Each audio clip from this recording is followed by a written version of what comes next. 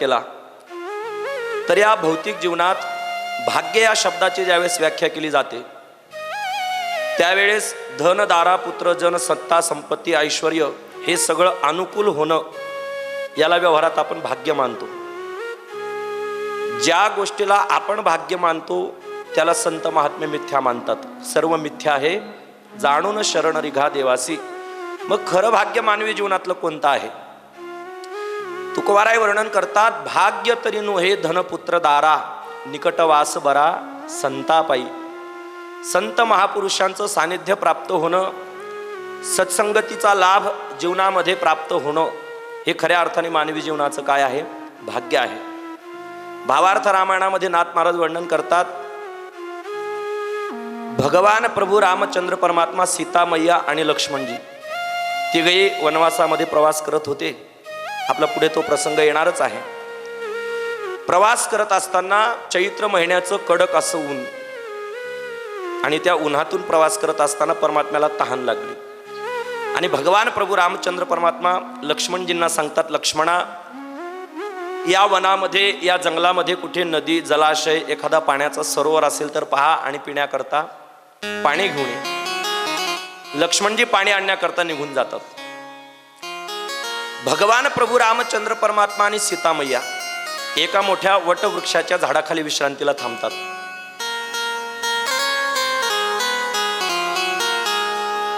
सीतामय्या त्या वडाच्या झाडावर एक सुंदर अशी जंगलातील वेल त्या झाडाच्या वृक्षाच्या सहाय्याने पूर्ण वडावर पसरलेली असं दृश्य पाहतात आणि भगवान परमात्म्याला सांगतात, देवा, ती वेल किती भाग्यवान आहे जिला त्या वृक्षाचं सानिध्य आहे, वृक्षाची संगती आहे.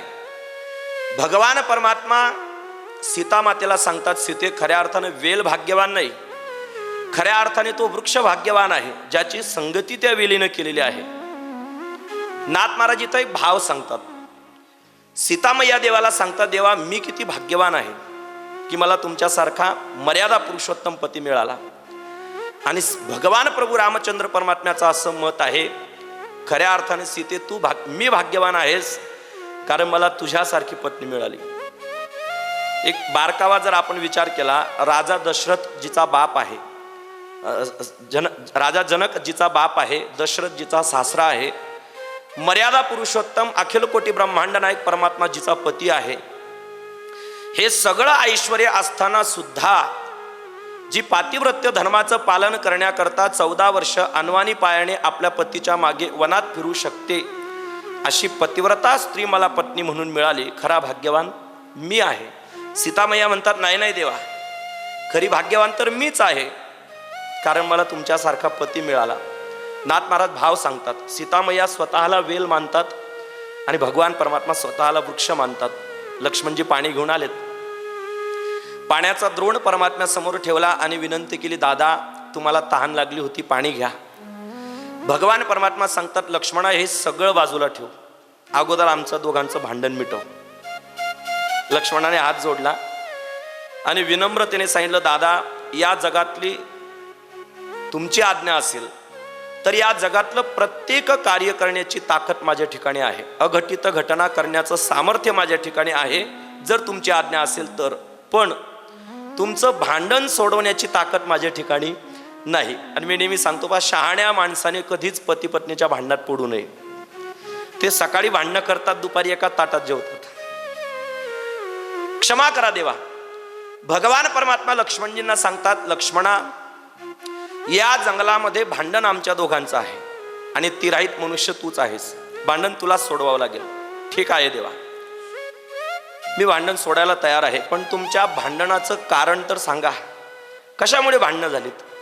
भगवान परमात्मा सांगतात, लक्ष्मणा, हे बघ, सीतेचं असं म्हणणं आहे की माझ्यासारखा पती तिला मिळाला म्हणून ती भाग्यवान आहे, आणि माझं असं म्हणणं आहे की सीतासारखी पतिव्रता नारी मला पत्नी म्हणून लाभली म्हणून मी भाग्यवान आहे. खरं सांगा, आमच्या दोघात भाग्यवान कोण? लक्ष्मणजी मनात विचार करतात, सीता मातेला भाग्यवान म्हणावं तर परमात्म्याला राग, आणि भगवान प्रभू रामचंद्र परमात्म्याला भाग्यवान म्हणावं तर सीता मातेला राग. आपला निर्णय योग्य आला पाहिजे आणि या दोघांचं मनही प्रसन्न राहिलं पाहिजे, कारण यांच्यात 14 वर्ष काढायची. 14 वर्ष घालवायची की नाही, दोघांचं मन जिंकता आलं पाहिजे. काय करावं? लक्ष्मणजी प्रत्यक्ष विवेक आहेत, प्रत्यक्ष विवेक बुद्धीने विचार केला आणि लक्ष्मणजी भगवान परमात्म्याला सांगतात, दादा खरं सांगू का? लक्ष्मणा खरं सांग. दादा राग येणार नाही? अजिबात नाही. दादा मी जे उत्तर देईन ते उत्तर ऐकल्याबरोबर तुमच्या दोघांचं भांडण थांबलं पाहिजे. लक्ष्मणा वचन देतो, तुझं उत्तर ऐकल्याबरोबर आमचा वाद इथेच संपुष्टात येईल, संपवला जाईल. आणि आपल्या वंशाची परंपराच आहे, रघुकुल रीती सदा चली आई, प्राण जाई पर वचन न जाई. फक्त उत्तर योग्य आलं पाहिजे. लक्ष्मणजींनी जे उत्तर दिलं ते फार गोड होतं. दादा खरं सांगू का? खऱ्या अर्थाने तुम्ही भाग्यवान नाहीत आणि सीतामय्याही भाग्यवान नाहीत. तुमच्या दोघांच्या सावलीत राहणारा हा लक्ष्मणच भाग्यवान आहे. भाग्य तरी हे धनपुत्र दारा. ज्ञानोबाराय वर्णन करतात, ज्याला आम्ही भाग्य मानतो ते सगळंच आहे. लटिका व्यवहार सर्व हा संसार, पिंडी देह स्थिती ब्रह्मांडी पसारा, हरिविण सारा व्यर्थ भ्रम. नाथ महाराज वर्णन करतात, एक परमात्माच या जगामध्ये सत्य आहे आणि त्याच्या व्यतिरिक्त आम्ही ज्याला भाग्य मानतो ते सगळं कसं आहे? मिथ्या आहे. मग खरं भाग्य कोणतं? तर भगवान परमात्म्याचं सानिध्य प्राप्त होणं, संत महापुरुषांचा दर्शनाचा लाभ होणं, हेच आपल्या जीवनातलं खरं काय आहे? परम भाग्य आहे. काल ज्यावेळेस महर्षी विश्वामित्र भगवान प्रभू रामचंद्र परमात्मा आणि लक्ष्मणजींना नेण्याकरता अयोध्या नगरीमध्ये येतात, त्यावेळी तुलसीदास महाप्रभू वर्णन करतात की न बोलवता ज्या दिवशी संत महात्मे आपल्या दारात येतात त्या दिवशी समजावं आपल्या पुण्याचा आणि भाग्याचा काय झाला? उदय झाला. का? महाराज वर्णन करतात, पुण्य फळले बहुता दिवसा, भाग्य उदयाचा ठसा, झालो सन्मुख तो कैसा संत चरण पावलो. तुकोबाराय वर्णन करतात, पुण्य फळले बहुता दिवसा, अनंत दिवसानंतर ज्यावेळेस पुण्य फळाला येतं आणि त्याच्यावर भाग्याचा ठसा उमटला जातो, त्यावेळेस आम्हाला सत्संगती संत चरणांच्या दर्शनाचा काय होतो? लाभ होतो. म्हणून आपल्या समस्त नपावाडी ग्रामस्थांना कृतकृत्य करण्याकरता आणि माझ्यावर तर सुरुवातीपासूनच ज्यांचा वरद हस्ता आहे असे गुरुवर्य महाराज या ठिकाणी उपस्थित झालेत. म्हणजे मी बऱ्याच दिवसापासून, कारण आमच्या भाऊंचे गुरुबंधू म्हणजे ते माझे आणि गुरुच आहेत, गुरूंच्याच ठिकाणी आहेत. महाराज या ठिकाणी येणं आणि त्यांच्या समोर मी बोलणं म्हणजे आगा सहस्त्र किरणाची दिठी, पुढा चंद्रू ही लोपी किरीटी, तेथ खद्यो तो काय हुटहुटी आपुलिनी तेजे. जसं सहस्त्र किरणांचा संग्रह असणारा परमात्मा सूर्य, त्या सूर्यनारायणाची ताकद ज्ञानोबाराय सांगतात की पुढा चंद्रू ही लोपे किरीटी, की ज्याच्या प्रकाशापुढे चंद्राचा सुद्धा प्रकाश क्षीण व्हावा, अशा सूर्यनारायणापुढे एका काजव्याने जावं, त्या काजव्याने सूर्यनारायणाला म्हणावं बघ माझा प्रकाश. तसं महाराजांच्या समोर मी काजव्याप्रमाणेच आहे. पण तरीही मोठ्यांचं हे मोठं पण असतं की ते नेहमी लहान्यांना मोठं करतात. नंतर त्यांच्यासमोर व्यासपीठावर मी तर मनात विचार करत होतो केव्हापासून की एवढे मोठे व्यास इथं आल्यानंतर माझं पीठ व्हायला नको.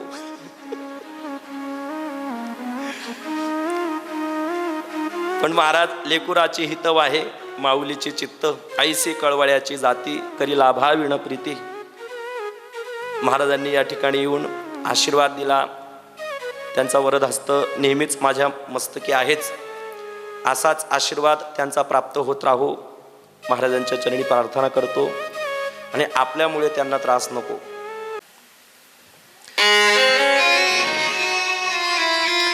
अखिल कोटी ब्रह्मांड नायक, अकारण करुणा वरुणाली रुक्मिणी प्राण संजीवन, भगवान पांडुरंग परमात्म्याच्या असीम कृपेने, ग्रामस्थांच्या अनमोल अशा सहकार्याने, सद्गुरु गंगागिरीजी महाराज, सद्गुरु नारायणगिरीजी महाराज यांच्या आशीर्वादाने, महंत हरिभक्तपरायण गुरुवर्य रामानंद गिरीजी महाराज, महंत हरिभक्तपरायण गुरुवर्य रामगिरीजी महाराज यांच्या आशीर्वादाने, प्रेरणेने, भक्त शिरोमणी मारुतीरायांच्या पवित्र अशा दरबारामध्ये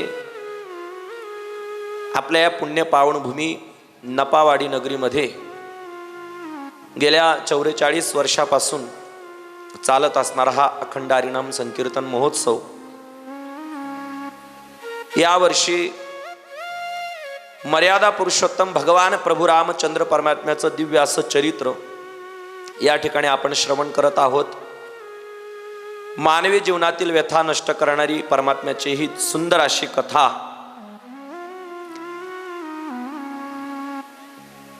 वेळेचं भान ठेवून कधी विस्तृत रूपाने तर कधी संक्षिप्त रूपाने या ठिकाणी आपण ऐकत आहोत. एकैकम अक्षरम पुंसाम महापातक नाशनम असे हे दिव्य चरित्र. त्या चरित्राचा विचार करत असताना भगवान परमात्म्याच्या अवताराच्या हेतूंचं आपण चिंतन केलं. का या मृत्यूलोकामध्ये परमात्मा अवतार धारण करतात त्याचाही आपण विचार केला. त्यानंतर याच दिव्य अशा मंडपामध्ये भगवान प्रभू रामचंद्र परमात्म्याचा जन्म उत्सव आपण साजरा केला. परमात्म्याच्या बाललीला संक्षिप्त रूपाने आपण ऐकल्यात. त्या ठिकाणी ज्या अवतार कार्यासाठी परमात्मा या मृत्यूलोकात प्रगट झालेत त्या अवतार कार्याचा शुभारंभ अर्थात ताडिकावधाची कथा आपण काल या ठिकाणी श्रवण केलीत. सुभाऊ नावाचा दैत्य परमात्म्याने मारला. मारीचाला परमात्म्याने जीवदान दिलं. त्याचं कारण आहे,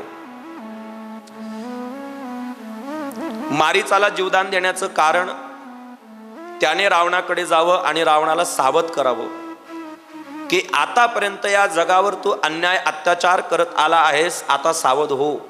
भगवान परमात्मा वेळोवेळी प्रत्येक जीवाला काय करतात? सावध करतात. आता तरी सांभाळा, आहे का नाही? ज्या ज्या वेळेला परमात्मा या मृत्यूलोकामध्ये विचित्र घटना निर्माण करतात त्या त्या वेळेला परमात्मा प्रत्येक जीवाला सावध करतात. अति माणूस उडायला लागला, चिकनगुनिया, लगेच आवरलं का नाही देवाने? त्यालाही 2-4-10 वर्ष जाऊ दिले. कोरोना, मग पार लॉकच केलं देवाने. हे आपल्यासाठी देवाचे काय होते? संकेत होते. संकेत की आता तरी पुढे हाचे उपदेश नका करू नाश आयुष्याचा. प्रत्येक वेळेला परमात्मा जीवाला काय करतात? सावध करतात. रावणाला परमात्म्याने सावध केलं की आतापर्यंत तू या जगावर अन्याय केलास, अत्याचार केलास, नाना प्रकाराने या जगाला त्राही करून सोडलंयस, पण आता तू सावध हो. का? आता मी प्रगट झालोय. आणि म्हणून तो संदेश रावणापर्यंत पोहोचवण्याकरता परमात्म्याने मारीच मामाला जीवदान दिलं. आणि पुढे याच मारीच मामाचं रामायणामध्ये अतिशय महत्वाचं पात्र आहे. म्हणून देवाने मारीच मामाला मारलं नाही, कारण त्याला जर मारलं असतं तर सोन्याचं हरण कोण झालं असतं? देवाला पुढचं नियोजन होतं की नाही? आणि जो पुढचं नियोजन करून ठेवतो ना त्याला जगातल्या सगळ्या घटना, सगळ्या प्रकारचं कार्य पार पाडता येतं. मी नेहमी सांगतो, पहा किती सुंदर नियोजन केलं तुम्ही. अगदी बसण्याची व्यवस्था, लाइटिंग, साऊंड सिस्टीम, स्टेज, आणि अत्यंत अवधान देऊन तुम्ही या ठिकाणी श्रवण करत आहात. म्हणजे नियोजन किती बारकाईने असावं पहा. महाभारतामध्ये कौरव आणि पांडवांचा इस्टेटीवरून वाद होता. कशावरून? इस्टेटीवरून. कृष्ण परमात्म्याने पांडवांचं सहकार्य घेऊन, पांडवांची बाजू घेऊन दुर्योधनाच्या सभेमध्ये शांतिदूत म्हणून परमात्मा पोहोचले. आणि त्या दुर्योधनाला विनंती केली देवाने, कृष्ण परमात्म्याने विनंती करावी, हे दुर्योधना, देहिमे चतुरो ग्रामान पंचमे कंच देवही इंद्रप्रस्थम मृकप्रस्थम माकादा वारणावृतम. मी म्हणत नाही की मला अर्ध राज्य दे, फक्त एकच विनंती आहे की 5 पांडवांच्या नावाने फक्त 5 गावच दे. दुर्योधन परमात्म्याला म्हणतो, कृष्णा 5 गावच काय, सुईच्या टोकावर मावेल एवढी जमीन सुद्धा मी पांडवांना देणार नाही. विना युद्धेन केशव, हे केशवा, युद्ध झाल्याशिवाय मी त्यांना काहीच देणार नाही. देवाचं ऐकलं नाही त्यानं, स्पष्ट नकार दिला. तुम्ही विचार करा, जिथं देवाचा टाळा नाही तिथं कीर्तनकाराचं ऐकतील का? नाही ऐकलं दुर्योधनाने. शेवटी युद्ध हा अंतिम निर्णय ठरला आणि कुरुक्षेत्रावर एका बाजूला पांडव सेना आणि दुसऱ्या बाजूला कौरव सेना. भारतातल्या अनेक प्रांतातून अनेक राजे आपापली सेना घेऊन तिथं पोहोचलेत. कर्नाटक राज्यामध्ये उडुपी नावाचं शहर आहे. त्या राज्याचा एक राजा होता, त्याचे नाव उडुपीच होतं. महाभारतातला प्रसंग. त्या राजाच्या नावावरून राजधानीचं नाव होतं उडुपी. आज जिथं गीता मंदिर आहे, उडुपी शहर. तो राजा आपली चतुरंगिनी सेना घेऊन ज्यावेळेस कुरुक्षेत्रावर पोहोचला, नियोजन कसा असावं पहा. लहान मुलांना शांत करा. तो तिथे पोहोचल्यानंतर त्याच्या लक्षात आलं की हे जे युद्ध होणार आहे हे वैऱ्यांमध्ये नाही, हे कोण्या शत्रूंमध्ये नाही, तर हे कुणामध्ये आहे? दोन सख्या चुलत भावांमध्ये. धृतराष्ट्राचे कौरव आणि पंडुराजाचे पांडव. भावाभावांमध्येच हा काय आहे? वाद आहे. भावाभावांमध्येच हे युद्ध घडणार आहे. त्या उडुपी नावाच्या राजाने विचार केला, युद्ध वाद यांचा घरातला आहे, वाद यांच्या घरातला आहे, भांडण यांच्या घरातला आहे, आपल्याला त्यांच्याशी काय घेणं. मी एका भावाच्या बाजूने उभा राहिलो तर दुसऱ्यावर अन्याय, दुसऱ्याच्या बाजूने उभा राहिलो तर एकावर अन्याय, म्हणून मी या युद्धामध्ये सहभाग घेणार नाही, असा त्या उडुपी नावाच्या राजाचा काय झाला?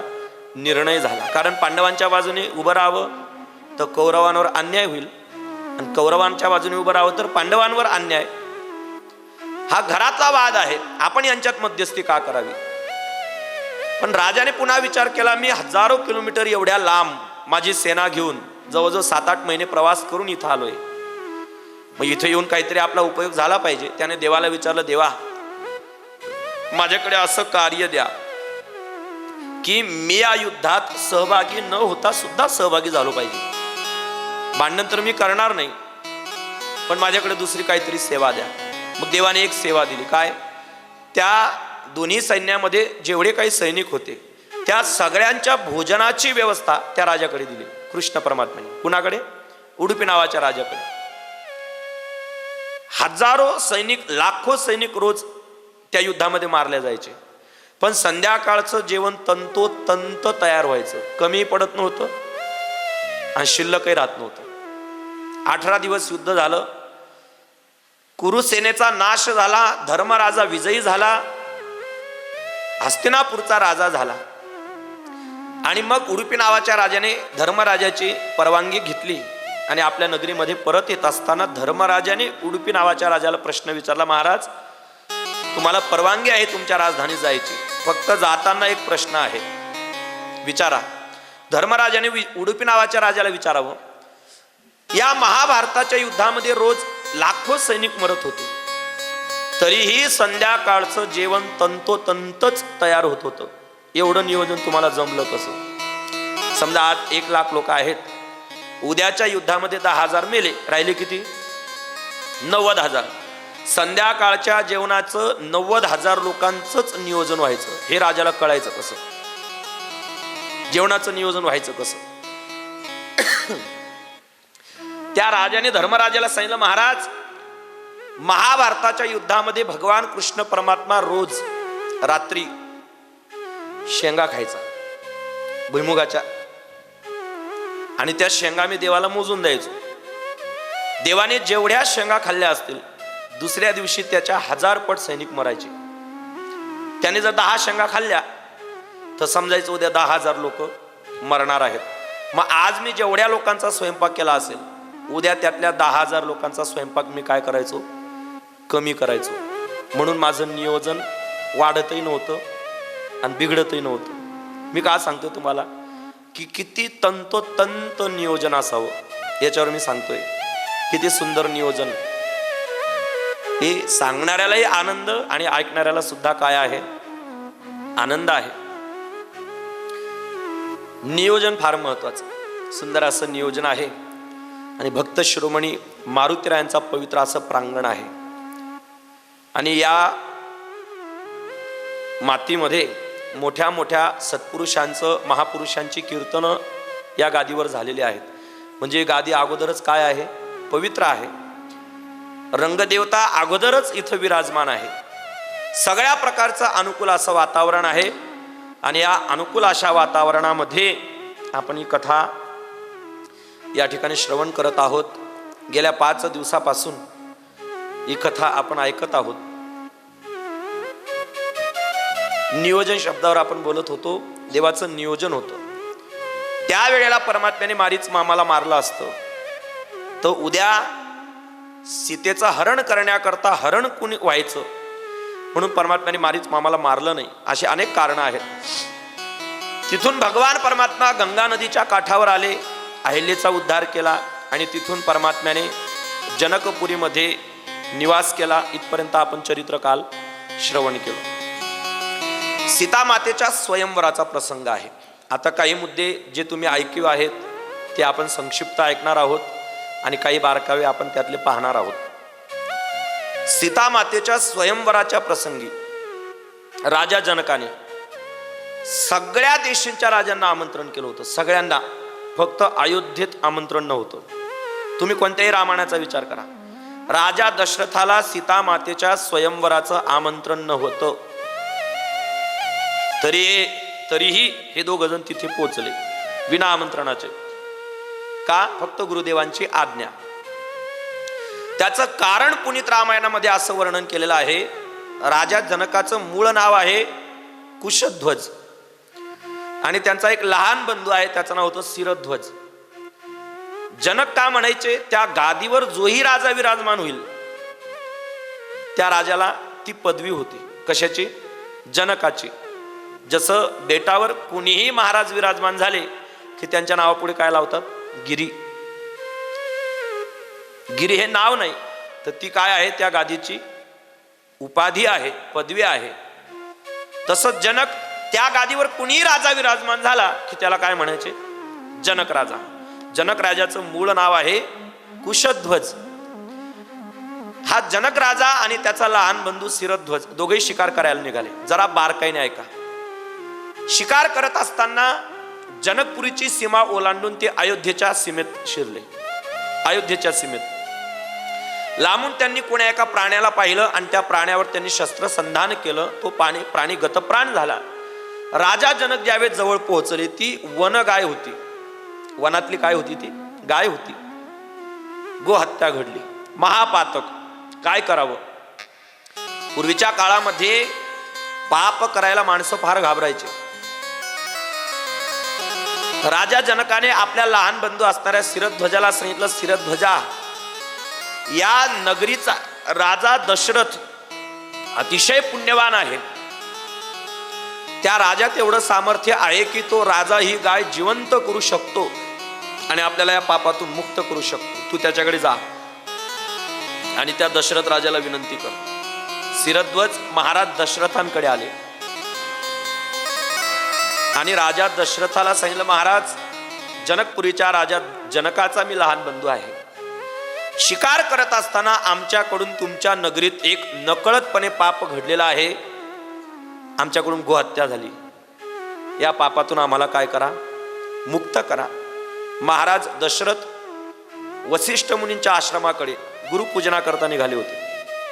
ते म्हणले, मी येऊ शकत नाही, मी गुरुदेवाकडे निघालो आहे. त्या शिरध्वजाने विनंती केली, महाराज काहीही करा पण फक्त आमच्यासाठी ती गाय जिवंत करा. महाराज म्हणले, मी येऊ शकत नाही, मी गुरुदेवांकडे निघालो. अनंत विनवण्या केल्यानंतर राजा जनकाने 14-15 वर्षाचा एक मुलगा रस्ता झाडण्याचं काम करत होता, शूद्र योनीतला. त्या मुलाला जवळ बोलवलं.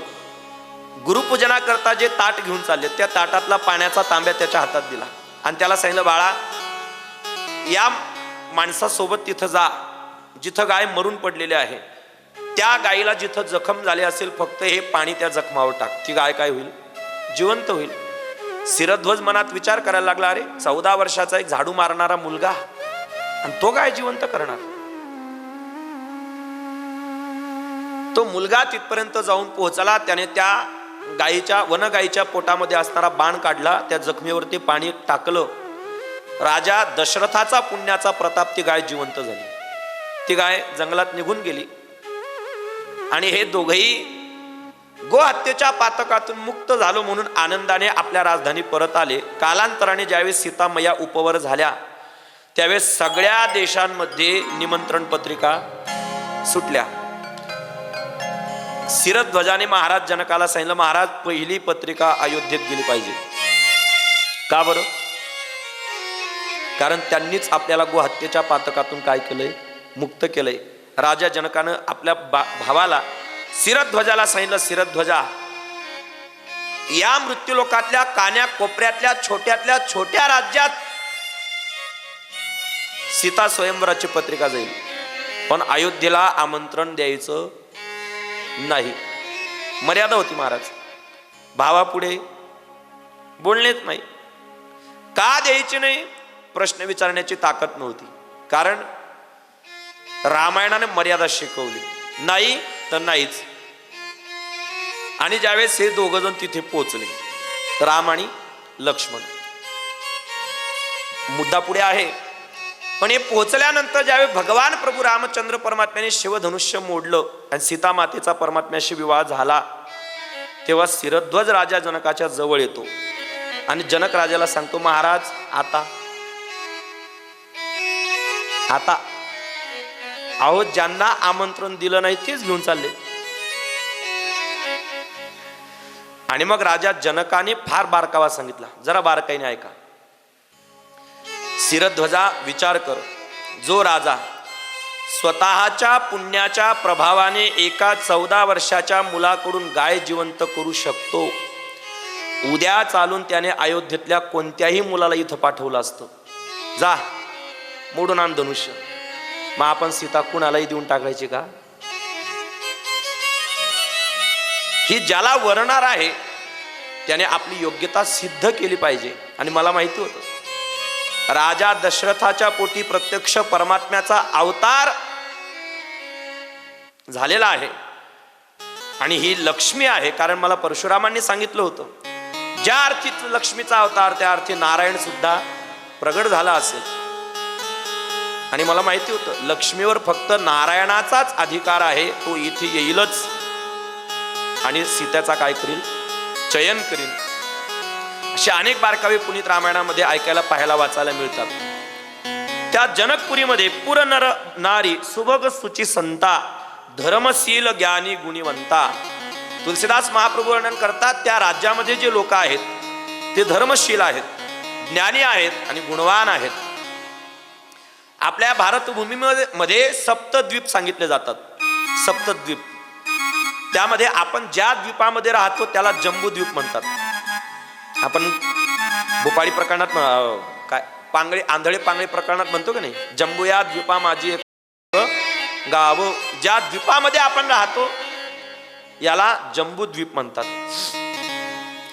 आणि या जम्बूद्वीपामध्ये अनेक राज्य आहेत, अनेक नगर आहेत. त्यातलं एक नगर आहे जनकपुरी, की ज्या नगरीमध्ये सगळेच लोक धर्मपरायण, ज्ञानी होते आणि गुणवंत होते. राजा पुण्यवान आहे. किती पुण्यवान की या राजाचं वर्णन भगवान कृष्ण परमात्म्याने गीतेत केलं. कर्मणैवहि संसिद्धी मास्थिता जनकादयः लोकसंग्रह मेवापी संपश्यन कर्तुमर्हसी. राजा जनकाने फक्त निष्काम कर्म उपासना केली आणि परमात्म्याची प्राप्ती करून घेतली. म्हणून आपल्या वाटेला आलेलं कर्म निर्मळ आणि निष्काम बुद्धीने कर्म करणं, ते कर्मच परमात्म्यापर्यंत आपल्याला काय करतं? नेऊन सोडतं. म्हणून कर्म नैवहि संसिद्धी मा स्थिता जनकादयः. जे कर्म आपल्या वाटेला आलं असेल ते निष्काम बुद्धीने फक्त काय करायचं? पार पाडायचं. त्याच्या फलाचा विचार करायचा नाही. का? फल देणारा या जगात परमात्माच आहे. धर्माची तू मूर्ती पाप पुण्य तुझे हाती मज सोडवी दातारा कर्मापासून दुस्तरा. तुकोबाराय वर्णन करतात, देवा कर्म करणं माझ्या हातात आहे, पण त्याचा पाप पुण्याचा निवाडा करणं हे तुझ्या हातात आहे. म्हणून कधी कधी आपला हेतू चांगला असतो पण त्याचा परिणाम वाईट होतो. कधी कधी हेतू वाईट असतो पण त्याचा परिणाम चांगलाही होतो. जुने कीर्तनकार परंपरेने उदाहरण सांगायचे, गवळी समाजाचा मनुष्य तूप विकण्याकरता बाजारात निघाला. पायी प्रवास, डोक्यावर तुपाचा माठ, आणि प्रवास करत असताना त्याने पाहिलं कुठेतरी जंगलामध्ये एका झाडाच्या सावलीमध्ये एक साधू साधना करत होते, तपाला बसलेले. किती कालापासून बसले असतील माहिती नाही. नाथ महाराज वर्णन करतात, मुद्रा ती पाचवी लावणी लक्ष, तो आत्मा प्रत्यक्ष हरी दिसे. एका विशिष्ट टप्प्यामध्ये साधू साधना करत पोहोचला की त्याची तहान आणि भूक दोन्ही काय होतात, शांत होतात. किती कालापासून बसला असेल माहिती नाही. त्या तूप विकणाऱ्याने विचार केला, अरे आपण रोज बाजारात जातो, रोज बाजारात तूप विकतोय, रोज त्याचा पैसा आणून संसार भागवतोय. एखाद्या दिवशी या तुपाने साधूची सेवा केली तर काय अडचण, महात्म्याला बरं वाटेल. हेतू चांगला होता. त्याने ते सगळं तूप महात्म्याच्या शरीराला लावून त्याच्या अंगाची काय केली, मालिश केली. हेतू चांगला होता की साधूला बरं वाटावं. महात्म्याचं दर्शन केलं आणि तो निघून गेला. थोड्याच वेळात त्या झाडाच्या मागच्या बाजूला मुंग्यांचं वारूळ होतं. त्यातल्या काही मुंग्या बाहेर पडल्या आणि त्या साधूच्या अंगाला जाऊन चिटकल्या, साधूला दंश करू लागल्या. हेतू चांगला आहे, हेतू चांगला होता, साधूला बरं वाटेल. पण परिणाम त्याचा वाईट झाला, दोष लागला त्याला. थोड्याच वेळात गावातली काही टुकार मुलं शेतातून परत येत असताना ते ऊस खात होते. त्यांनी त्या साधूला पाहिलं. त्यांना असलं वाटलं कोणीतरी चोर असावा, रात्री चोऱ्या कराव्यात आणि दिवसा इथं येऊन साधूचं सोंग आणावं. म्हणून ते ऊस खाऊन तो कचरा साधूच्या अंगावर टाकायचे, मारायचे साधूला. हेतू त्यांचा वाईट आहे, साधूला मारणं वाईटच आहे, हेतू वाईट होता. पण त्या ऊसाच्या निमित्ताने अंगाला चिटकलेल्या मुंग्या खाली आल्या आणि त्या ऊसाला साधूचा त्रास काय झाला, कमी.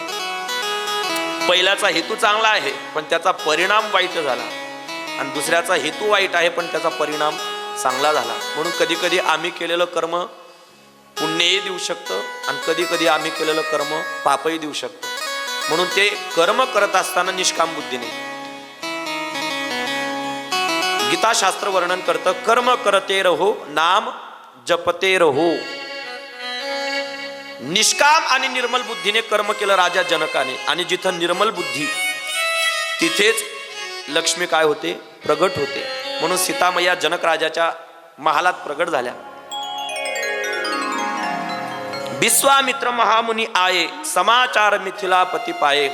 आपल्या नगरीमध्ये विश्वामित्रांचं आगमन झालं. ही घटना ज्यावेळेस राजा जनकाला कळाली त्यावेळेस विश्वामित्रांचं स्वागत करण्याकरता स्वतः महाराज विश्वामित्रांच्या समोर आलेत. श्री संतांच्या माथा चरणावरी साष्टांग करी दंडवत. कहू नाथ सुंदर दो बालक, मुनिकुल तिलक की नृपकुल पालक. राजा जनकाने ज्यावेळेस या सुंदर दोन सुकुमार बालकांना पाहिलं, महाराजांना विचारलं, महाराज कहू नाथ सुंदर दो बालक, हे दोन बालक कोण आहेत? मुनिकुल तिलक की नृपकुल पालक? हे कोणत्या मुनिकुलातले आहेत की राजवंशातले आहेत? सहज बिराग रूप मन मोरा, थकित होत जिमीचंद चकोरा. यांना पाहिल्यानंतर माझं मन सहज यांच्याकडे आकर्षित होतंय. जणू काय या जनकपुरीच्या धर्तीवर चंद्रच प्रगटला की काय असं वाटतंय. खऱ्या अर्थाने चंद्रच प्रगटला होता. राम चंद्र. इनही बिलोकत अति अनुरागा, बरबस ब्रह्म सुखही मन त्यागा. यांना पाहिल्यानंतर अंतकणामध्ये ब्रह्मानंदाची अनुभूती होत आहे. महाराज हे कोण आहेत? कदाचित त्या बालकांना पाहिल्यानंतर मनात असा एक भाव आला. जनकजी विचार करतायत की ही मुलं माझ्या घरी जन्माला का आली नाहीत? मी यांचा पालक का होऊ शकलो नाही? वडील तर मी होऊ शकत नाही, गुरुही होऊ शकत नाही, कारण विश्वामित्र त्यांचे गुरु आहेत. पण मनात एक विचार आला, मी वडील होऊ शकत नाही, ती संधी आपल्याकडून गेली. मी गुरु होऊ शकत नाही, पण सासरा तो होऊ शकतो ना. माझी सीता यांनाच प्राप्त व्हावी अशी मनोमन परमात्म्याला काय करतात? विनंती करतात. सुंदर सदनु सुखद सब काला, तहा बासुलय दिन भुआला. भगवान परमात्मा लक्ष्मणजी आणि विश्वामित्रांना अतिथीगृहामध्ये त्या ठिकाणी निवासाची व्यवस्था. भगवान प्रभू रामचंद्र परमात्मा विश्वामित्राने विचारतात, महाराज लखन हृदय लालसा बिसेशी, जाई जनकपुर आईस देखी. महाराज लक्ष्मणाची इच्छा आहे हे जनकपूर पाहावं. आपली आज्ञा असेल तर लक्ष्मणाला घेऊन जाऊ का? लक्ष्मणा जीव आहे. भगवान प्रभू रामचंद्र परमात्मा हा देव आहे आणि जनकपुरी म्हणजे हे जगत आहे.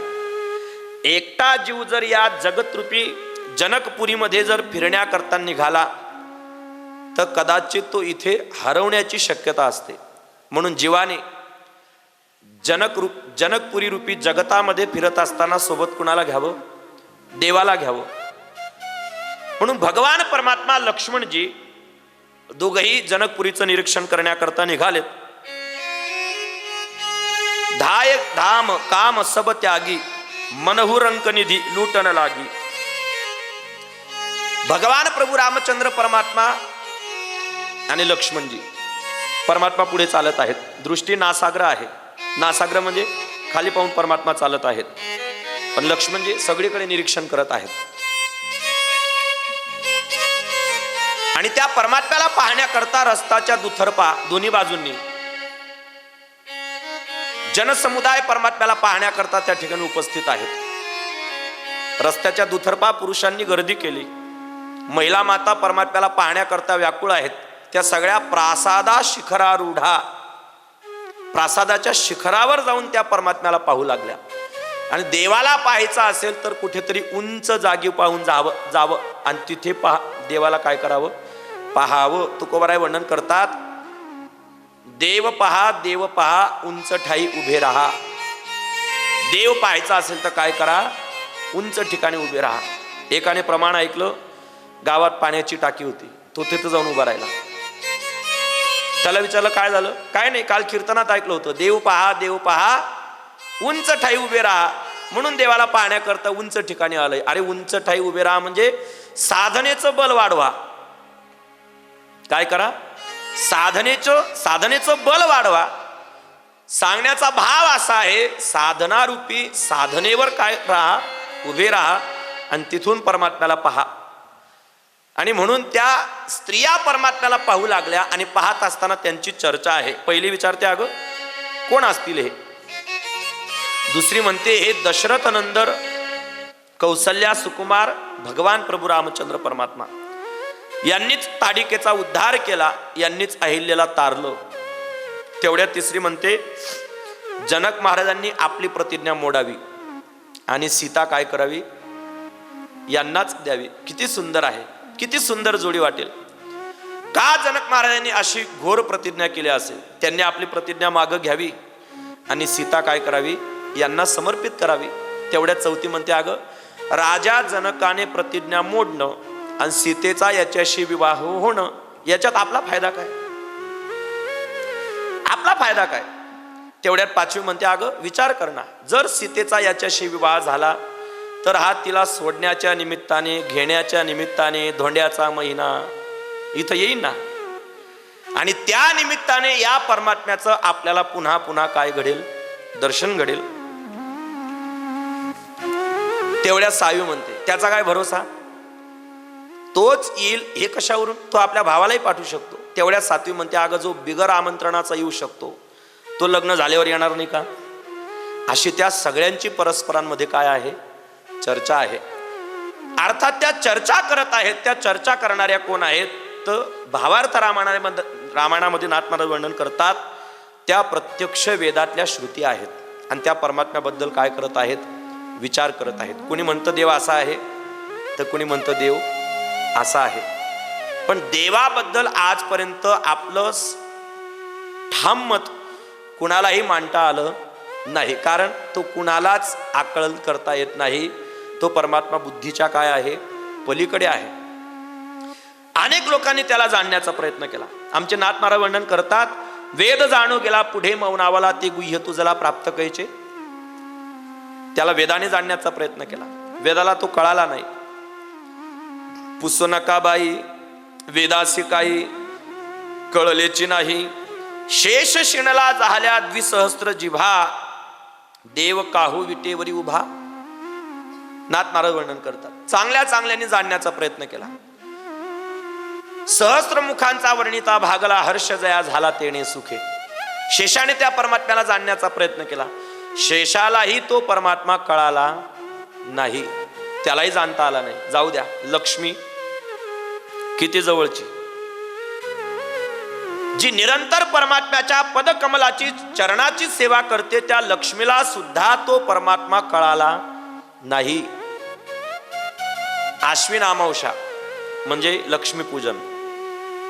त्या लक्ष्मी पूजनाच्या दुसऱ्या दिवशी एक सण असतो, बलिप्रतिपदा. बलिप्रतिपदा, या बलिप्रतिपदेच्या दिवशी स्त्रियांनी आपल्या पतीचंच औक्षण करावं असं धर्मशास्त्रात त्यांच्यासाठी विधान आहे. बलिप्रतिपदेच्या दिवशी परपुरुषाला ओवाळण्याचा स्त्रियांना अधिकार नाही. तुम्ही भाऊबीजेला कोणाचंही औक्षण करू शकता, पण बलिप्रतिपदेला पती खेरीज, पतीशिवाय दुसऱ्या कोणाचंच औक्षण करू शकत नाही, पतीलाच ओवाळायचं. लक्ष्मी मातेने विचार केला, आपणही आपल्या पतीचं काय करावं, औक्षण करावं. सुंदर पद्धतीने शृंगार केला. आता ती लक्ष्मीच होती महाराज. सुंदर शृंगार केला, निघाली परमात्म्याला ओवाळण्याकरता. देवाने लक्ष्मीला येताना पाहिलं आणि थोडी गंमत केली. देव जरी असला तरी तोही पतीच होता, त्यालाही वाटलं आपण थोडी गंमत करावी. तुम्हाला एक सूत्र सांगतो संसारातलं. संसार दोन्ही पद्धतीने करता येतो. ज्ञानोबारायांची भाषा आहे, लीला विनोदे संसार तरी जिरया. सहज सहज लीलेने आणि विनोदाने आपण काय करावा, संसार करावा. लीला विनोदाने संसार करायचा म्हणजे काय, फक्त जोडीदाराला समजून घेणे. सहज माणूस काय करतो, संसार. आणि जेवढा संसार करणं सोपं आहे तेवढंच कठीण आहे बरं का. आता मी तुम्हाला संसार कसा करावा हे सांगणं म्हणजे भर पावसात बारा धरणं आहे, कारण माझ्यापेक्षा संसाराचा अनुभव तुम्हाला चांगलाच आहे. लीला विनोदे सहज संसार मनुष्य करू शकतो. सकाळ सकाळची वेळ, म्हातारी पूजा करत होती, म्हातारा पेपर वाचतोय.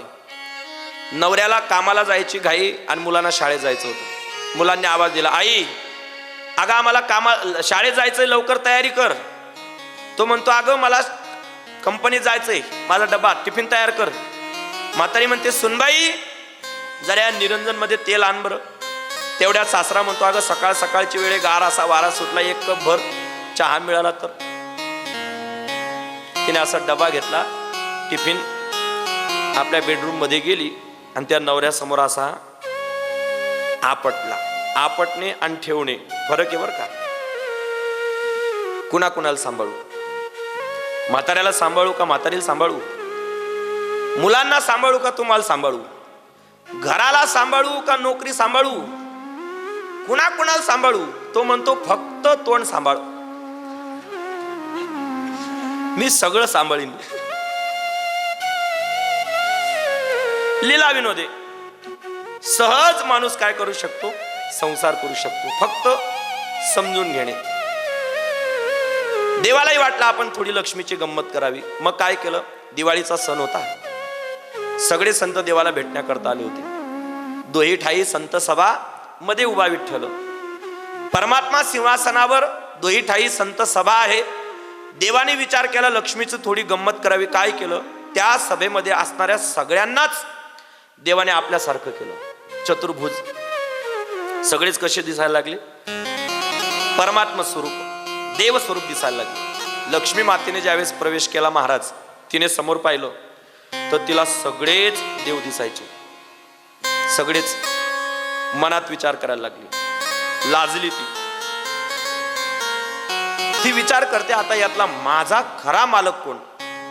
आज तर बलिप्रतिपदा आहे, भलत्यालाच ओवाळावून राऊंड नंबर लागला, मग काय करावं. तिची ती अवस्था नामदेवराय वर्णन करतात. लाजले गे माय आता कवणा ओवाळू, जिकडे पाहे तिकडे चतुर्भुज गोपाळू. कुणाला ओवाळू आता. आणि एवढ्या मोठ्या लोकांच्या सभेमध्ये आपल्या पतीला आपण ओळखू शकत नाही म्हणून ती लाजली, म्हणून लाजली. जिकडे पाहावे तिकडे चतुर्भुज सारिखे गडबडीने नामदेवराय समोरून येत होते दर्शनाकरता.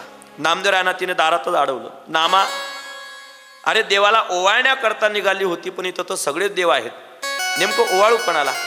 नामदेवरायांनी देवाची खूण सांगितली. ऐका, जो लक्ष्मीला ओळखता आला नाही तो कोणी ओळखला? संतांनी ओळखला. म्हणून आज चांगल्या चांगल्यांना जो सापडला नाही त्याला आमच्या संतांनी बांधून ठेवला. आमच्या जनाबाई महाराज वर्णन करतात,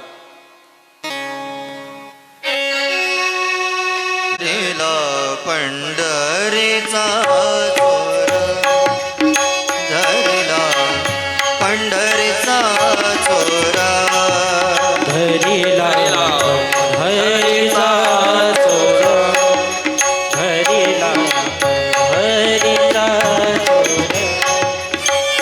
धरिला, पंढरीचा चोर गळा बांधून या चोर, धरिला पंढरीचा चोर गळा बांधून या चोर. धरिला पंढरीचा चोर, धरिला पंढरीचा चोर, धरिला पंढरीचा चोर.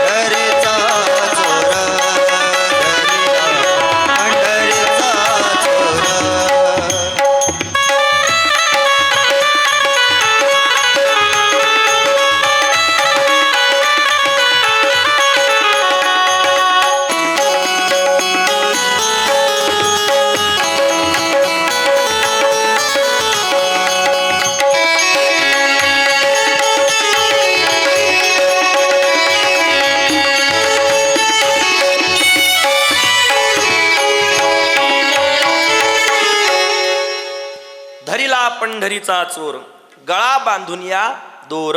जनाबाई महाराज वर्णन करतात, चांगल्या चांगल्यांना जो परमात्मा जाणता आला नाही त्याची खूण नामदेवराय सांगतात. वैजयंती माळ गळा श्री वत्सलांछन विष्णुदास नामा येणे दाविली खूण. नामदेवराय सांगतात, आई साहेब, ज्याने गळ्यामध्ये वैजयंती माला धारण केलेली आहे, कौस्तुभ मणी ज्याच्या कंठावर विराजमान आहे, पितांबर परिधान करणारा तोच परमात्मा. नामदेवरायांनी त्याची खूण सांगितली आणि मग लक्ष्मीने त्या परमात्म्याचं काय केलं? औक्षण केलं. म्हणून त्या सगळ्या स्त्रिया ह्या प्रत्यक्ष वेदातल्या ऋचा आहेत, श्रुती आहेत. त्या आपापल्या मतीने परमात्म्याचं वर्णन करत आहेत, त्या परमात्म्याबद्दल आपलं मत प्रगट करत आहेत. हिय हर्षही बरषही सुमन सुमुखी सुलोचनी वृंद. तुलसीदास महाप्रभू वर्णन करतात, त्या भगवान परमात्म्यावर फुलांचा वर्षाव करू लागल्या. सुमन सुमुखी सुलोचनी वृंद. काही लोक म्हणतील, महाराज त्यांच्या हातात फुलं आली कुठून? त्यांना माहिती होतं का या रस्त्याने राम लक्ष्मण येणार आहेत? त्यांना माहिती नव्हतं. अचानक परमात्मा नगराचं निरीक्षण करण्याकरता निघालेत आणि मग पाहण्याकरता आलेल्या त्या स्त्रियांच्या हातात सुमन म्हणजे फुलं आली कुठून? तर तुलसीदास महाप्रभू वर्णन करतात, सुमन शब्दाचा एक अर्थ चांगलं मन असाही होतो. त्यांनी परमात्म्यावर चांगल्या मनाचा काय केला? वर्षाव केला. आणि परमात्माला तेच पाहिजे. परमात्मा काय पाहतो? फक्त आपलं मन पाहतो, आपला भाव पाहतो. सुमनाने परमात्म्यावर वर्षाव करू लागल्या. मुनिबर सयन किन्ही तब जाई, लगे चरण चापन दू भाई. त्या नगराचं वैभव सौंदर्य पाहत असताना सायंकाळच्या वेळेला भगवान प्रभू रामचंद्र परमात्मा आणि लखनजी अतिथीगृहामध्ये परत आलेत. मुनिबर शयन किन्ही तब जाई. आणि ज्या वेळेला विश्वामित्र शयनगृहामध्ये जातात, लगे चरण चापन दू भाई. भगवान प्रभू रामचंद्र परमात्मा आणि लक्ष्मणजी विश्वामित्रांची चरण सेवा करत आहेत. विचार करा, जिन्नके चरण सरोरुह लागी, करत विविध जप जोग विरागी. तुलसीदास महाप्रभू एक आश्चर्य, एक नवल या ठिकाणी सांगतात की ज्या परमात्म्याच्या चरण सेवेकरता ऋषीमुनी साधू संत रात्रींदिवस ज्याची साधना करतात, तो परमात्मा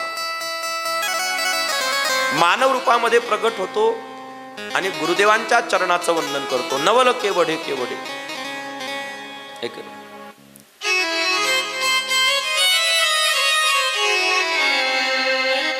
उठे लखून निसी बिगत, सुनी मरुण शिखा धुनी कान.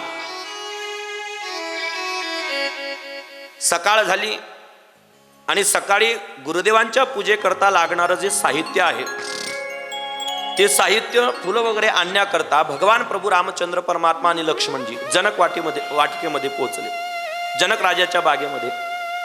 आणि कर्म धर्म संयोगाने त्या दिवशी सीतामातेचं स्वयंवर आहे, म्हणून सीतामय्या आपल्या सखींना सोबत घेऊन गौरी पूजना करता त्याच बागेमध्ये जिथं गौरी मातेचं मंदिर आहे तिथं विहार करत आहेत. भगवान प्रभू रामचंद्र परमात्मा फुलं वेचत आहेत.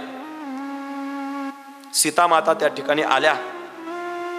संग सखी सब सुभग सयानी, गावही गीत मनोहर बानी. त्या बागेमध्ये भगवान प्रभू रामचंद्र परमात्म्याला सीता मातेने पाहिलं. रामायणामध्ये लक्ष्मी नारायणाची पहिलीच भेट जनक राजाच्या बागेमध्ये. या अवतारामध्ये प्रथम भेट जनक राजाच्या बागेमध्ये भगवान प्रभू रामचंद्र परमात्मा आणि सीतामय्या. सीता हे मायेचं प्रतीक आहे. परमात्मा रामचंद्र परमात्मा हे देवाचं प्रतीक आहे आणि लक्ष्मण हा जीव आहे. लक्ष्मणाने पाहिलं दोघांना. लक्ष्मणाने परमात्म्याला बाजूला केलं. त्याने सुंदर अशी फुलं आणली, परमात्म्याचा शृंगार केला. का? चांगला दिसायला पाहिजे. लक्ष्मणाने शृंगार केला परमात्म्याचा. सीतामातेने परमात्म्याला पाहिलं, त्याचं स्वरूप पाहिलं महाराज. आणि सीतामय्याने त्याच वेळेला परमात्म्याला आपल्या मनामध्ये स्थान दिलं आणि तिथेच पती म्हणून काय केला? स्वीकार केला. जनकपुरी रघुनंदन आए, जनकपुरी रघुनंदन आए. नगर निवासी दर्शन पाए, नगर निवासी दर्शन पाए. सीता के मन भाए राम, पतित पावन सीताराम. जय रघुनंदन जय घनश्याम, पतित पावन सीताराम.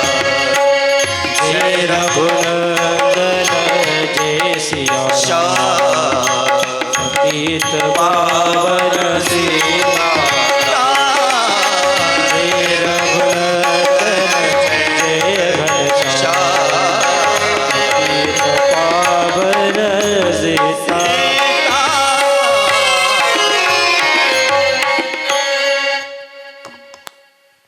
परमात्म्याला पाहिलं सीता मातेने.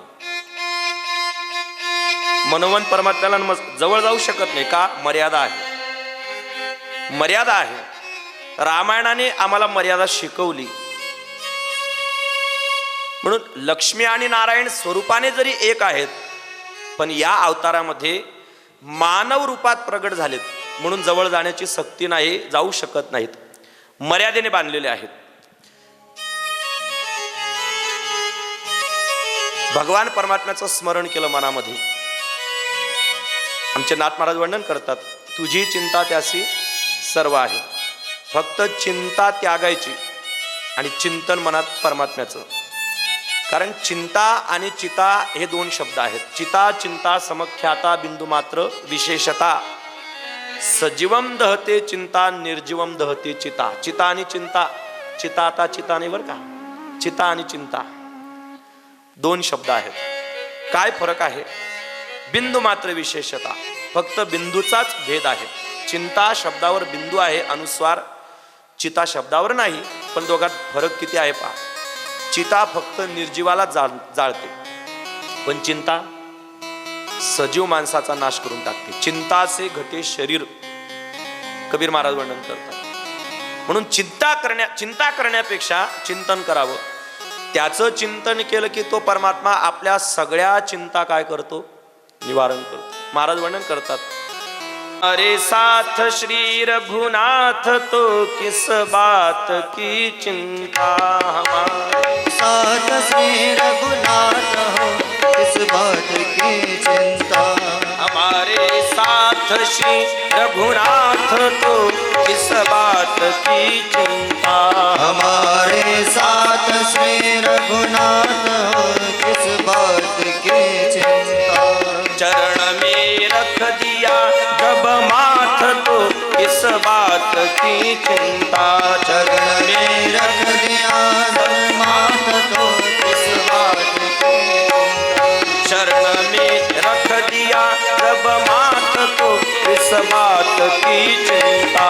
चरण में रख दिया माथ तो किस बात की चिंता. हमारे साथ श्री रघुनाथ तो किस बात की चिंता. हमारे साथ श्री रघुनाथ हो किस बात की चिंता.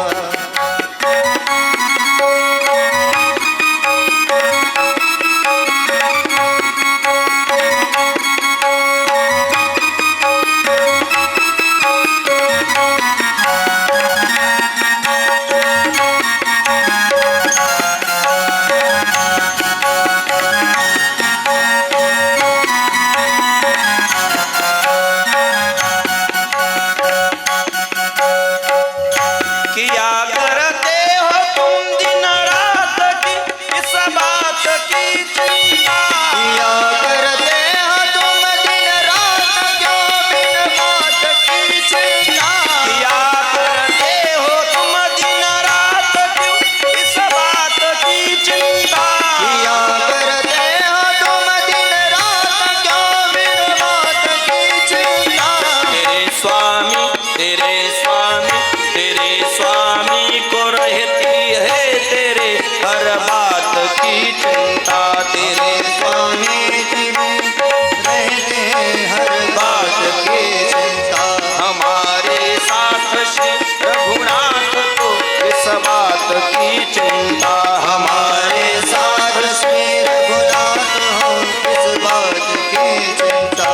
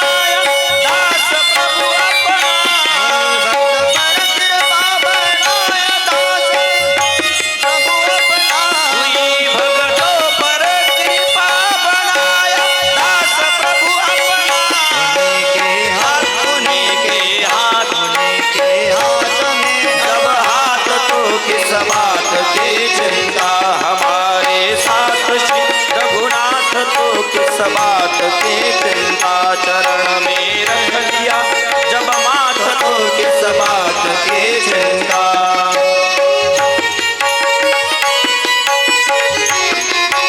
हमारे साथ श्री रघुनाथ तो किस बात की चिंता हमारे साथ श्री रघुनाथ को किस बात की चिंता किस बात की चिंता किस बात की चिंता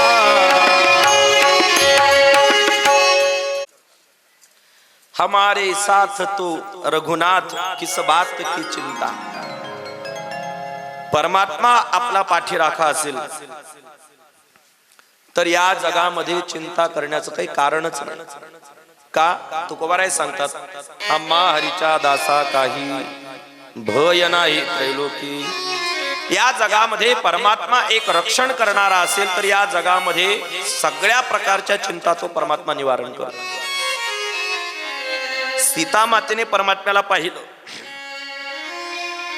भगवान परमात्मा लक्ष्मणाला विचारतात लक्ष्मणा या कोण आहेत लक्ष्मणजी सांगतात दादा तात जनक तनया यह सोयी धनुष्य यज्ञ जेही कारण होई या त्याच आहेत की ज्यांच्या निमित्ताने राजा जनकाने धनुष्य यज्ञाचं काय केलेलं आहे आयोजन केलेलं आहे तात जनक तनया जनकाची ही तनया म्हणजे कन्या आहे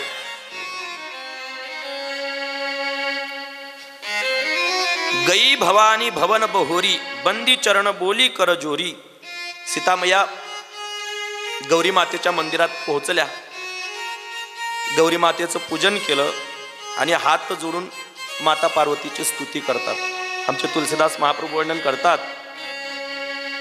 जय जय गिरीवर राज किशोरी जय महेश मुख चंद्र चकोरी जय जय गिरीवर राज किशोरी जय महेश मुख चंद्र चकोरी जय गजबदन षडानन माता जगत जननी दामिनी धृति गाता श्री राम जय राम जय जय राम श्री राम जय राम जय जय राम श्री राम जय राम जय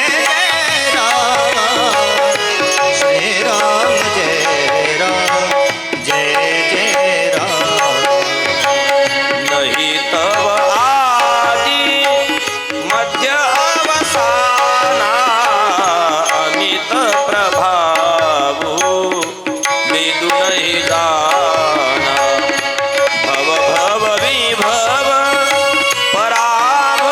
पराभवकारी विश्व विमोहनी स्वबस बिहारिणी श्री श्री राम जय राम जय जय राम श्री राम जय राम जय जय राम श्री राम जय राम जय जय राम श्री राम जय राम जय जय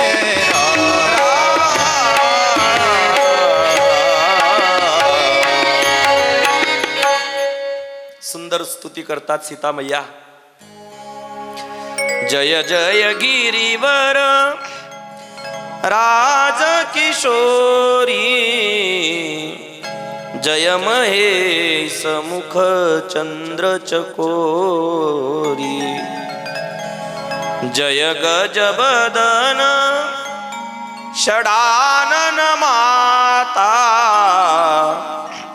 जगत जननी दामिनी धृति माता जय जय गिरीवर राज किशोरी हे किशोरी रूप असणाऱ्या माता पार्वती जय महेश मुख चंद्र चकोरी. आपणच प्रत्यक्ष भगवान शंकराची अर्धांगिणी आहात. जय गजबदन षडानन माता. गजबदन, गज म्हणजे हत्ती, हत्तीचं वदन ज्याला तो म्हणजे कोण? गणपती. षडानन, षड म्हणजे सहा, आनन म्हणजे मुख, ज्याला सहा मुख आहेत असा षडानन म्हणजे कार्तिक स्वामी. जय गजबदन षडानन माता. जगत जननी दामिनी धृती गाता. आदी माता पार्वतीला सीतामय्या नमन करतात आणि आपल्या मनातली कामना, फक्त एक 10 मिनिटं थांबावर का, गोंधळ करू नका.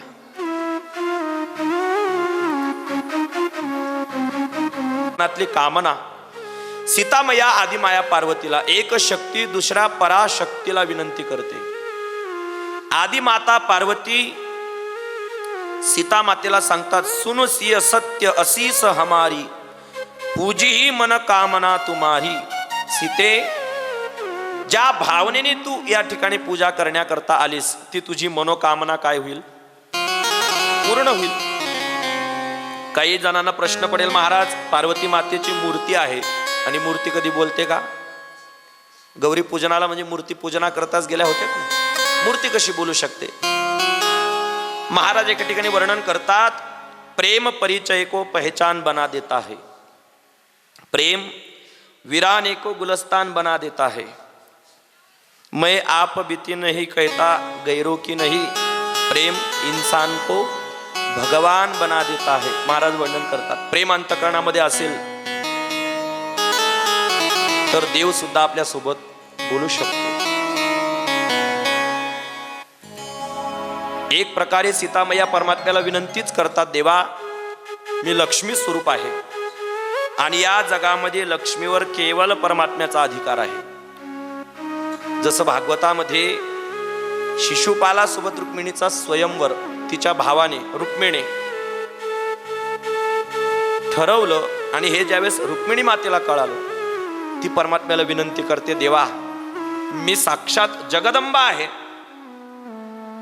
आणि माझ्यावर केवळ आपला अधिकार आहे, म्हणून आपण माझं काय करावं? चयन करावं, हरण करावं. सीतामय्या देवाला विनंती करतात, देवा एकच विनंती आहे, बिनती सुनिए नाथ हमारी. बिनती सुनिए नाथ हमारी. बिनती सुनिए नाथ हमारी. बिनती सुनिए नाथ हमारी. बिनती सुनिए नाथ हमारी. बिनती सुनिए नाथ हमारी. बिनती सुनिए ताड़ी ताड़ी नाथ हमारी. बिनती सुनिए नाथ हमारी. हृदयेश्वर हरे हृदय विहारी. हृदयेश्वर हरे हृदय विहारी. मोर मुकुट पीतांबरधारी. बिनती सुनिए नाथ हमारी. बिनती सुनिए नाथ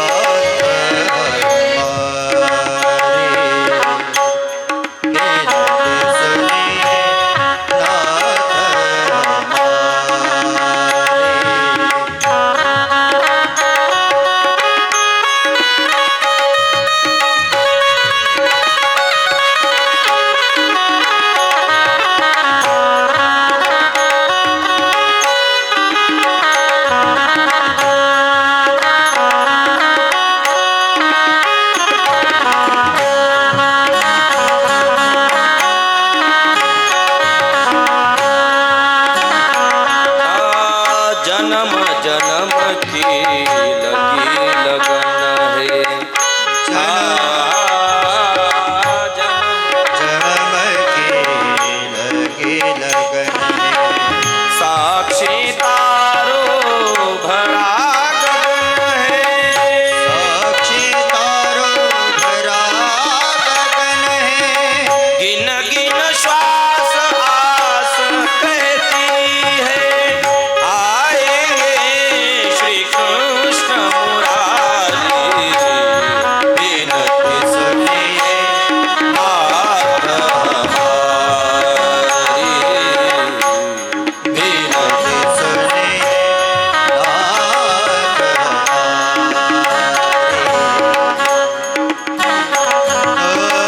हृदयेश्वर हरि हृदय विहारी हृदयेश्वर हरि हृदय विहारी मोर मुकुट पीताम्बर धारी बिनती सुनिए नाथ हमारी बिनती सुनिए नाथ हमारी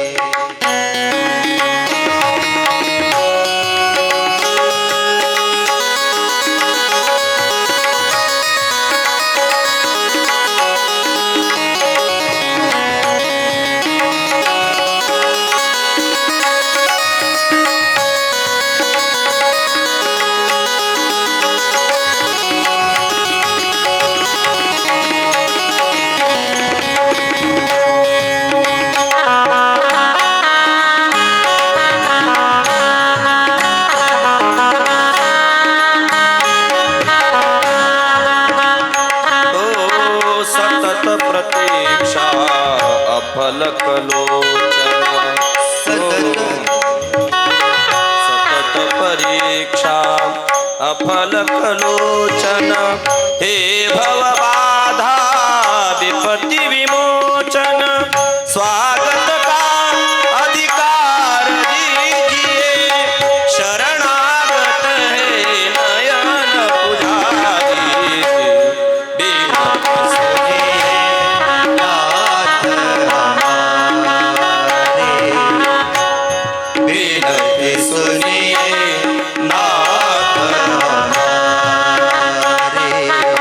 हृदयेश्वर हरि हृदय विहारी हृदयेश्वर हरि हृदय विहारी मोर मुकुट पीताम्बर धारी बिनती सुनिए नाथ हमारे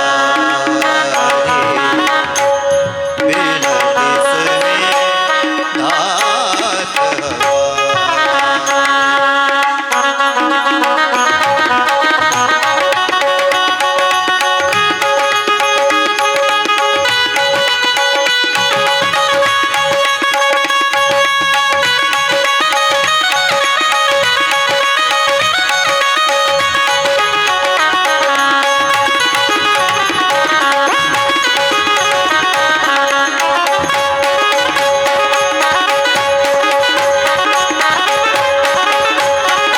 और कहूँ क्या अंतरयामी और कहूँ क्या अंतरयामी तन मन धन प्राणों के स्वामी करुणा कर आकर है कहिए स्वीकारे बिनती स्वीकारी बिनती सुनिए नाथ हमारी बिनती सुनिए नाथ हमारे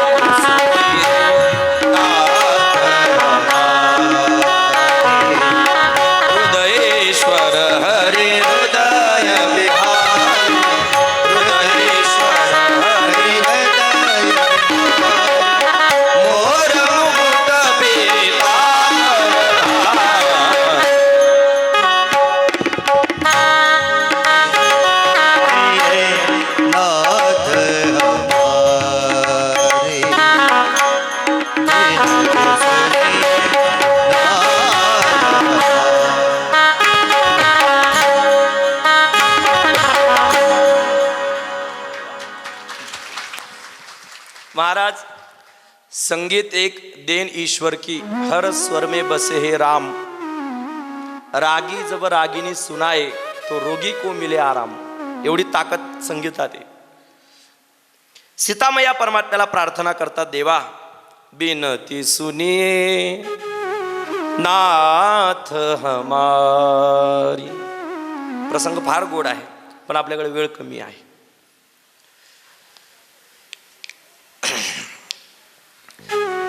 पार्वती मातेची प्रसन्नता मनामध्ये धारण करून सीतामय्या आपल्या स्वस्थानाकडे निघून जातात. सुमन पायी मुनी पूजा किन्ही, पुनि असीस दुहु भाई न दिन्ही. सुफल मनोरथ होऊ तुम्हारे, राम लखनू सुनी भय सुखारे. काय सुंदर संयोग आहे पहा. तिकडे विश्वामित्रांचं पूजन केलं भगवान प्रभू रामचंद्र परमात्म्याने, आशीर्वाद मिळाला. सुफल मनोरथ होऊ तुम्हारे, हे राम तुझ्या मनामध्ये जी इच्छा असेल ती पूर्ण हो. तिकडे पार्वती मातेचा आशीर्वाद सीतामयाला प्राप्त झाला, तुझ्या मनातली इच्छा पूर्ण हो.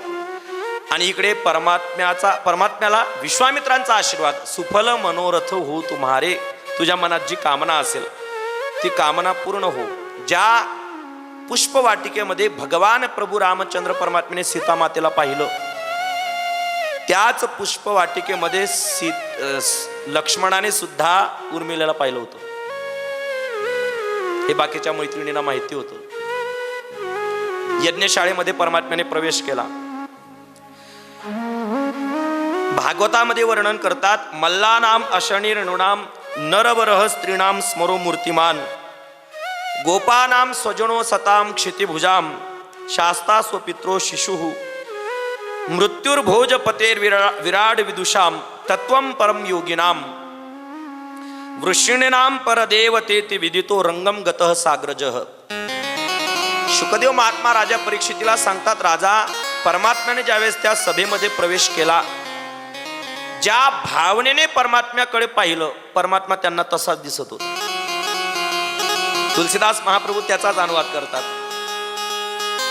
जिनकी रई भावना जैसी, प्रभु मूरत देखी तिन तैसी. जिनकी रई भावना जैसी, प्रभु मूरत देखी मन वैसी. उमा तारु जो सित की नाही, सबही न चावत राम गुसाई. सिया राम जय जय राम, राम सिया राम जय जय राम, राम सिया राम जय जय राम, राम सिया राम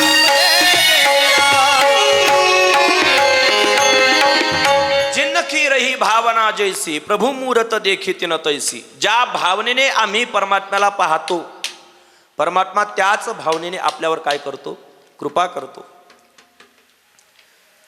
त्या सभेमध्ये परमात्म्याने प्रवेश केला. त्याच्याकडे पाहण्याची वृत्ती प्रत्येकाची तुलसीदास महाप्रभू वर्णन करतात.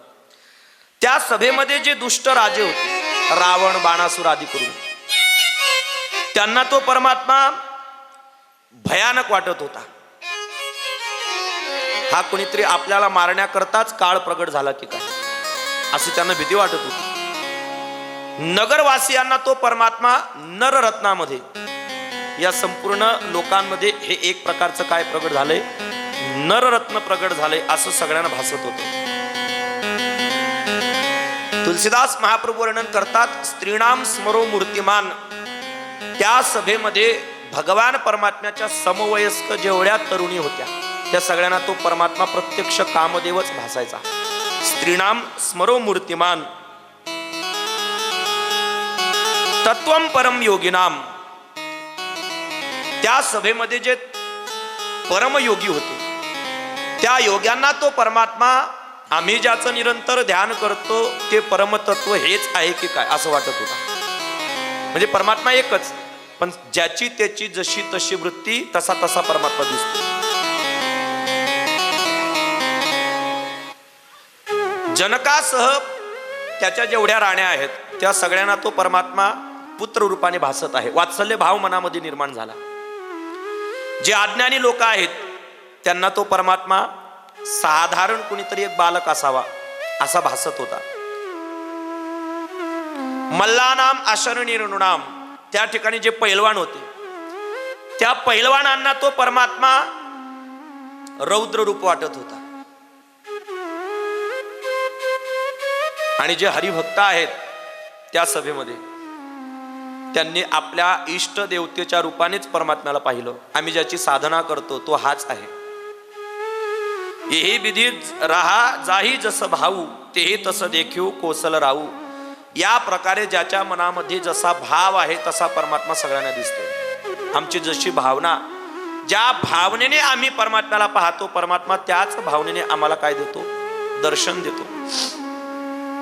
त्या रंगभूमीमध्ये त्या यज्ञशाळेमध्ये सीतामातेचा प्रवेश. रंगभूमी जब सिय पगुधारी देख रूप मोहे नर नारी.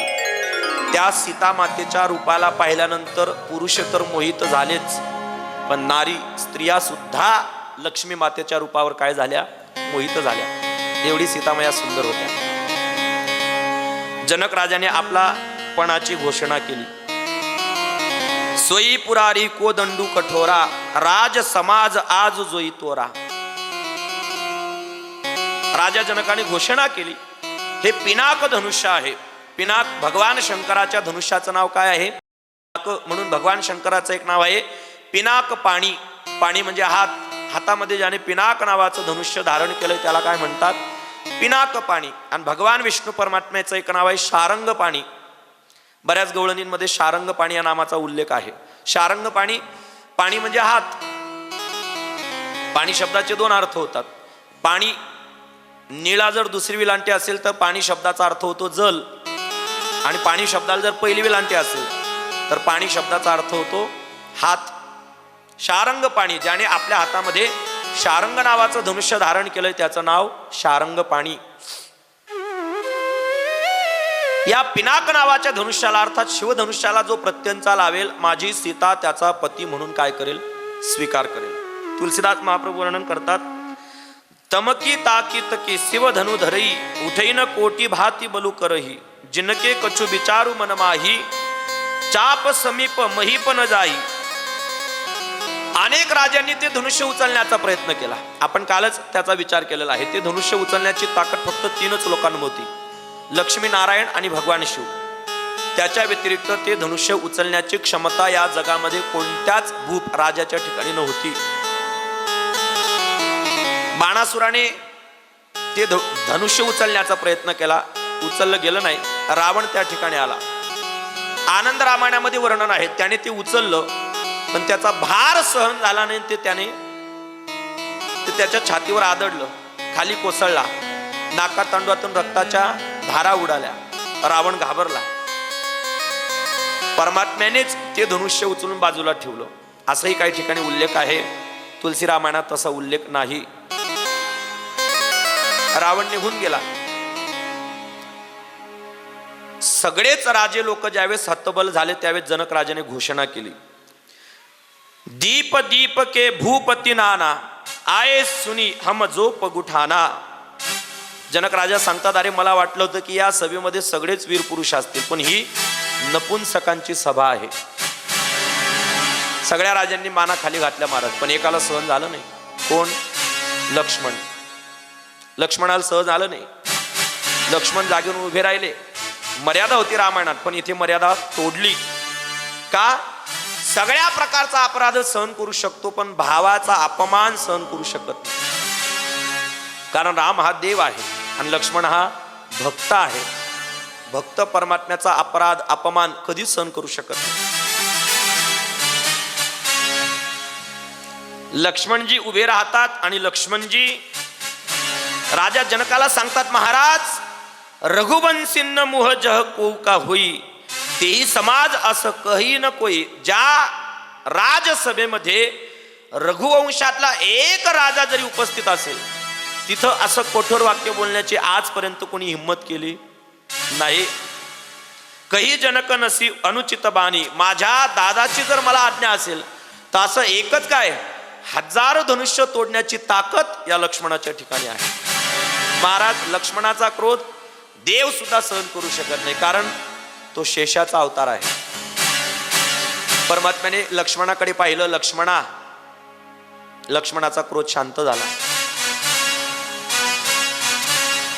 विश्वामित्र भगवान परमात्म्याला सांगतात, विश्वामित्र समय शुभ जानी, बोले अति स्नेहमय बानी.